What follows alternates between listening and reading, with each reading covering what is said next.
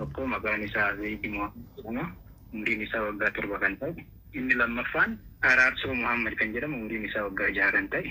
Loonii fi re'ee wajji teeksina jedhee ijoollee lamaanuu fuudhee manaa ba'an. Erga bahee booda ilma isaa jalqabaa kana isa waggaa 7 ta'e kana qottoodhaan yeroo lama erga rukutee inni kufeen booda boolla awwaal diigessaa yookiin awwaaloo jedhamu keessatti gatee jechuudha.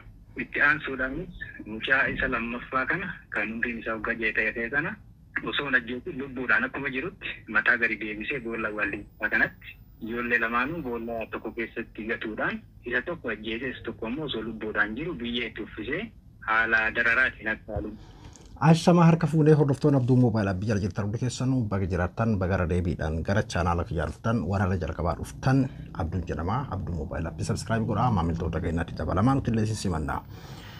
Gara jabina hama Homa addaati wanni biyya keenya keessatti dhagahamu. Abbaa ilmaan isaa lama boolla takka keessatti awwaale tokko ajjeesee tokko ammoo jirama kan awwaale boolla bineensaa keessatti darbe ammayyuu sheenaan kan itti hin dhagahamin.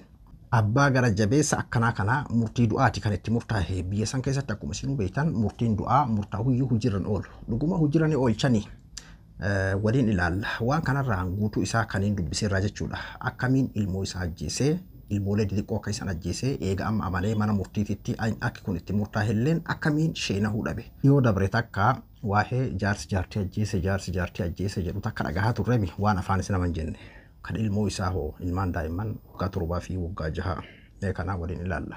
Kan jaarsa jaartiin akkas wal godhan jedhamu sunilleen waanuma hamaa ta'ee tarii hinaaffaa adda addaa irraa dhufa. Wanti kunillee homa akkasiidhaatiin kan wal qabatu waan nama suukanneessu kan kana keessaa kan nama ajaa'ibsiisu kan sheenaan irraa hin mul'anne jedhanidha. Wanti kun taateen kun aanaa Baaleen aanaa Madda Walaabuu keessatti kan tahame taatee fokkataa kana haasawa gabaabaa warri akka kana qorataa jiru jechuudha. Haasawa gabaabaa isaan godhan kana walumaan dhageeffanname. Abbaa fi haadha caalaa dhala ofiitti eenyuyyuu hin aanu. Taateen tibbana godina Baaleetti raawwate garuu amantaa kana shakkii keessa kan galchedha. Ajjechaa sukkanneessaa daa'imman 2 irratti raawwateen hawaasni ganda maddaa aanaa Madda Walaabuu keessa jiraatan rifannaa keessa jiru. Yakka hammeenyaan raawwatame kana hordofee manni murtii godinichaa yakkamaa kana irratti murtee du'aa dabarseera. Ammayyuu taanaa waan ta'e kana irratti abbaa alangaa godina Baalee obbo Kadir Abdaa dubbiseera.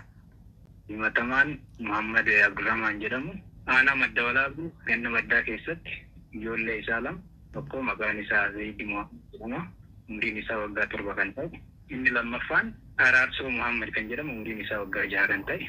Loonii fi re'ee wajji teeksina jedhee ijoollee lamaanuu fuudhee manaa ba'an. Erga bahee booda ilma isaa jalqabaa kana isa waggaa 7 ta'e kana qottoodhaan yeroo lama erga rukutee inni kufeen booda boolla awwaal diigessaa yookiin awwaaloo jedhamu keessatti gatee jechuudha.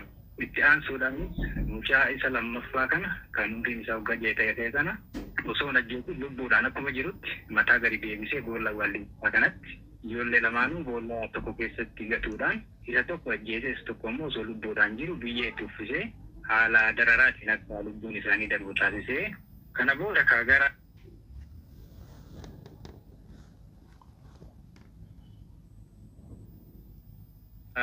manaatti deebi'ee haadha manaa isaatiin ijoollee of biraa dhabee loonii fi re'ee malee ijoollee bakka buute dhabee jedhanii odeeffannoo kanatti himaa. Achi booda dhimmi kun hawaasas qaqqabee gurra hawaasaa bu'ee uummanni barbaaduu jalqabee jechuudha. Osuma barbaadan naannoo ijoollee awwaale kana hin nagaan karaa san akka namni hin godhe dhorkaa ture jechaadha himatamaan kun. Hawaasni shakkii naannoo san deemee yeroo laalu baay'ee barbaadaa erga turan booda gaafa guyyaa 2,515 kan reeffi daa'immanii argame guyyaa 7 booda jechuudha. Ilma isaas tokko ajjeese tokko immoo jiraadhuma awwaale. Akkuma ajjeeseeti jira awwaale. Egaa kana booda gaafa poolisii fi abbaa alangaa achitti qoratan jecha amantaa kennee anumatu ajjeese jedhee haala itti ajjeese hunda isaa tokko lamaan lafa kaa'ee jechuudha. Dhimma kana galmee kana erga nuuf dhiyaateen booda laallee keewwata jalatti himatamuu qabu jalatti akkaataa seera yakkaa bara 1996 bahe keewwata 539 muuraa tokko jalatti yakka ajjechaa cimaa lubbuu namaa irratti raawwachuutiin manni irratti banamee mana murtii olaanaa godina Baaleetiif dhiyeessine jechuudha. Kana booda manni murtii olaanaa godina Baalee himannaa ofitti fuudhee shakkamaadhaaf erga dubbiseen booda shakkamaan himannaa abbaan alangaa godinaa irratti dhiyeesse kana hambifannoo tokkoon ala guutumaan guutuutti hin amane abbaan alangaatis yaada itti kenneen himatamaan amaneera waan ta'eef ragaa dhagahuun osoo hin barbaachisiin murtiin akka itti nu kennamu kan jedhu yaada itti kennine achimoo dakaabuuruma kanaan manni murtii balleessummaa keewwata ittiin manni jalatti ilga kenneen booda haala yakka raawwii akka kanaa ilaaluudhaan murtii adabbii du'aa filatee himatamaa kanarratti guyyaa kaleessa murtii adabbii du'aa kana murteessee jira jechuudha. Murtiin du'aa kun raawwatamaa?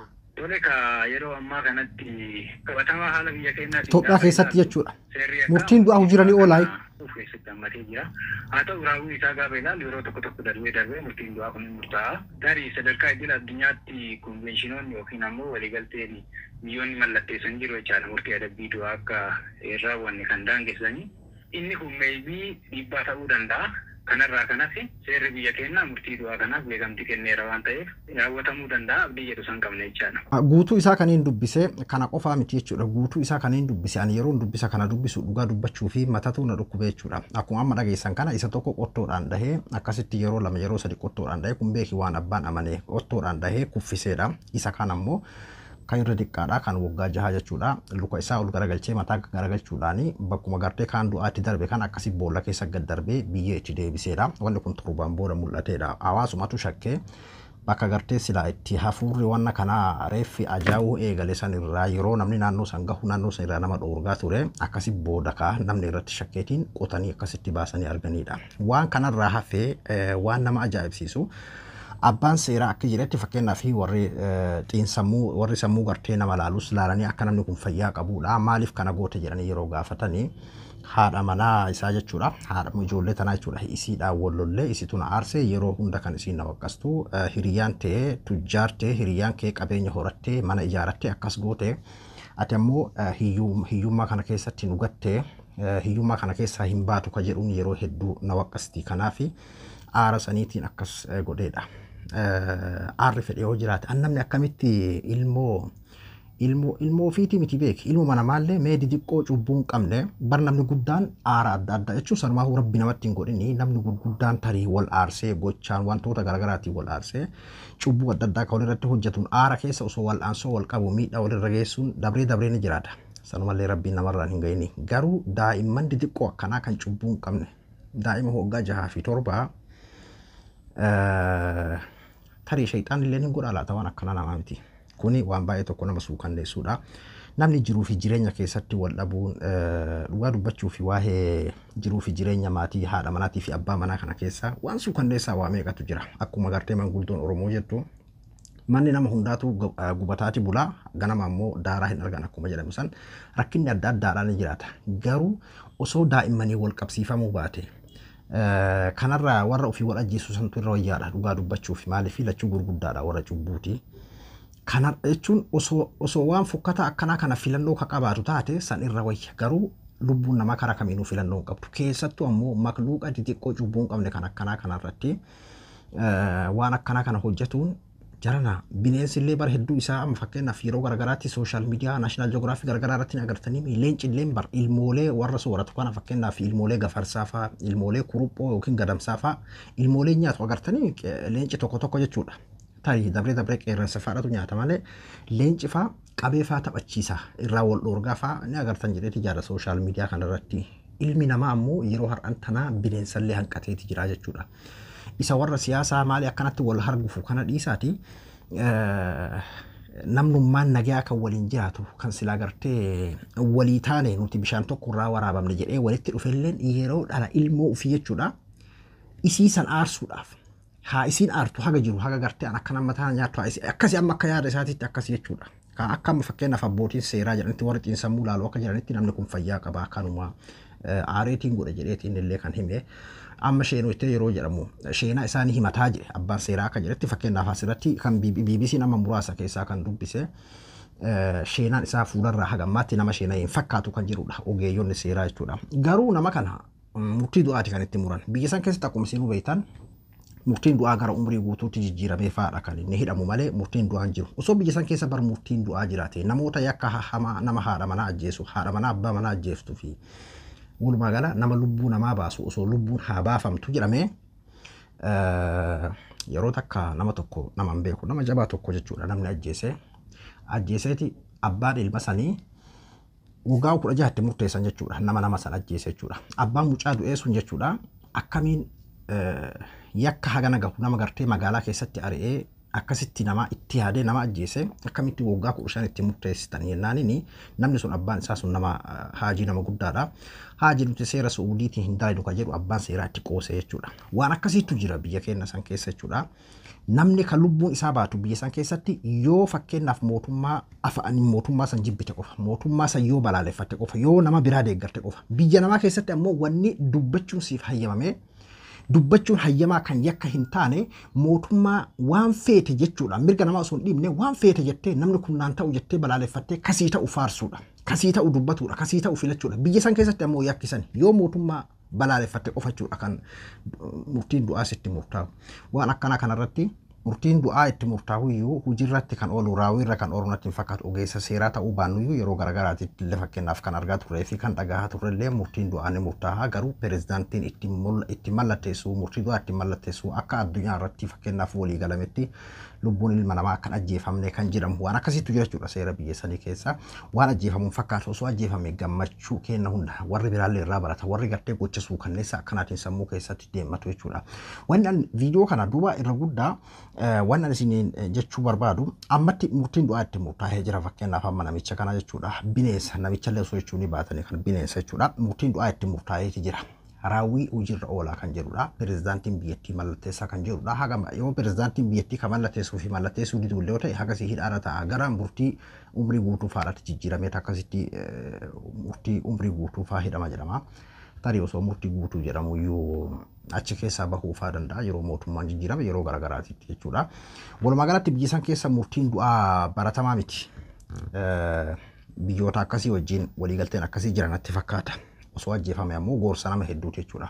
Mee of ilaala warroonni hedduu bar kuma meeqa beeke kan hin mul'anne kan usumaa waliin jiran haati manaa fi abbaan manaa kan mataa wal nyaatan jechuudha. Kan inni illeen osoo nu jidduutti nageenyi bu'eetiin nu jidduutti nageenyi bu'ee walii araaramne jechuu osoo yaadne isinis osoo nageenyi nu jidduutti bu'ee jechuu yaaduu dhiisee hundinuu osuma akkasitti wal muggutu booda deemamee martinuu mataa wal nyaatee gara gocha fokkataa akkanaa kana jechuudha.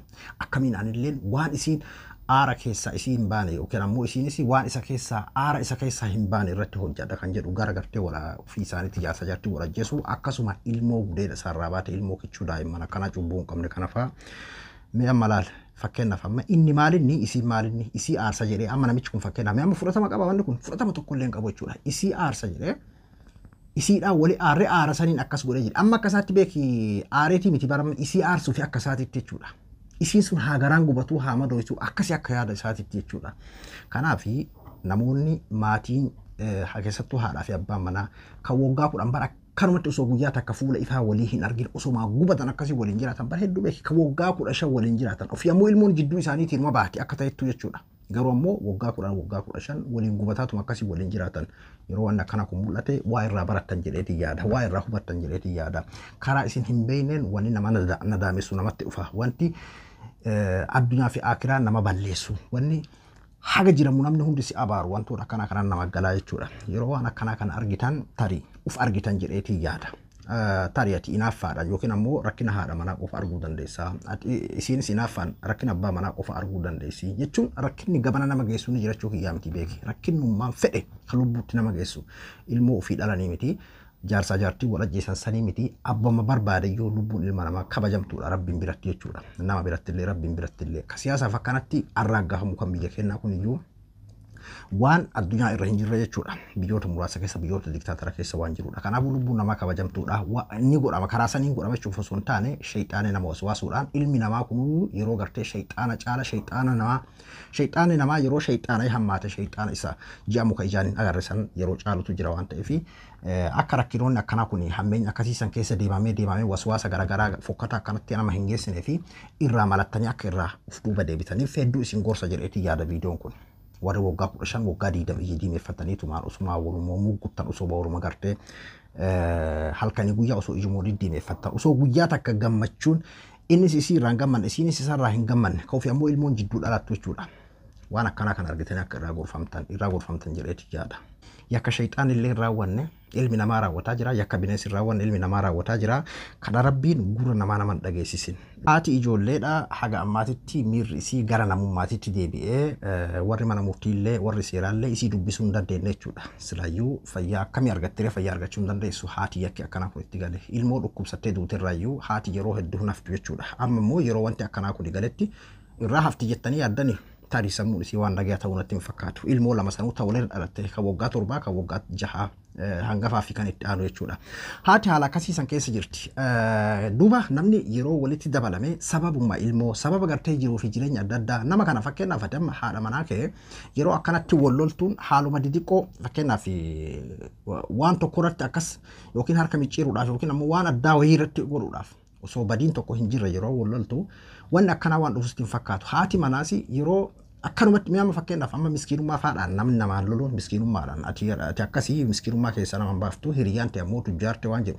yeroo hedduu dubartii waan akkanaa kana ni fayyadamti natti fakkaata waan harka rabbii jiru nam tokko tajaajilatee miskiinummaa jalan ta'a fakkeenyaaf jecha haadha manaa eegame amma abbaan manaa tokko fakkeenyaaf jecha haadha manaa san eeguudhaaf ni ta'a miskiinummaa jala hin taa'u jechuudha wantoota akkanaa kanaa yeroo wal muggutu namni wanni akkanaa kun akka dhufu hin yaadatu jechuudha garuu wanni akkanaa kun akka duuba jiru jechuun yeroo hunda jiraataa fi miti ilma namaa kana yaada isaan agartu akkanumatti waliin kolfaa waliin jiraata keessoodha waan summii akkana kana ka yaadu faara jira kan shayxaanni waswaasee itti naqutu jira isiis yoo taate dhalaa dubartii keessatti illee kan mul'anna jira dhiira keessatti illee kan mul'anna jira keessattuu dhiirota waan nuti warri dhiiraa kun sharrii qabna jechuudha akka dubartootaatiyyuu miti sharrii qabna waan yaadne keessa keenyatti mul'atu akka dubartoota jechuudha yeroo hedduu dubartoonni waan yaadan ol baafatanii si dubbatanii garuu dhiironni keessatti nuufatu jechuudha waan godhan san hujimaan godhan malee hin mul'ifatan jechuudha kanaafu rabbi nama haatiisu garuu of eeggadha warroonni gartee waliin jiraattan haati manaa fi abbaan manaa warra yeroo hunda qabban hin jirre kan hunda irratti wal waqastan kan wal quudhessitan kan wal muggutaa waliin jiraattan